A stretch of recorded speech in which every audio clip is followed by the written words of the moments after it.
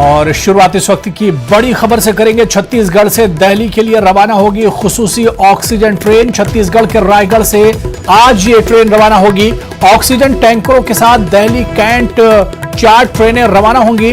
Train से तकरीबन 70 metric ton oxygen Delhi मुंतकिल की जा रही है।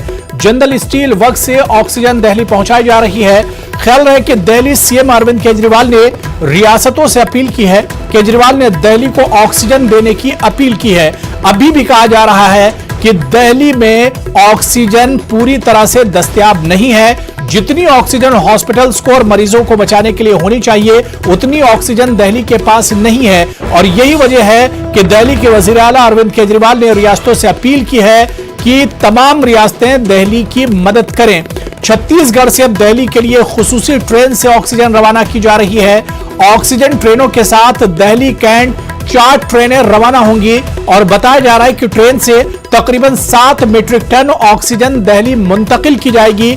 बहुत हद तक दिल्ली के लिए और कोरोना से जो मुतासरीन हैं जिन्हें ऑक्सीजन की जरूरत है उनकी मदद हो सकेगी। लेकिन छत्तीसगढ़ से दिल्ली के लिए ये खुसूसी ट्रेनें रवाना हो रही हैं। आज रात ये 4 ट्रेनें रवाना होंगी जिसमें 70 मीट्रिक टन ऑक्सीजन दिल्ली के लिए मुंतकिल की जा रही है।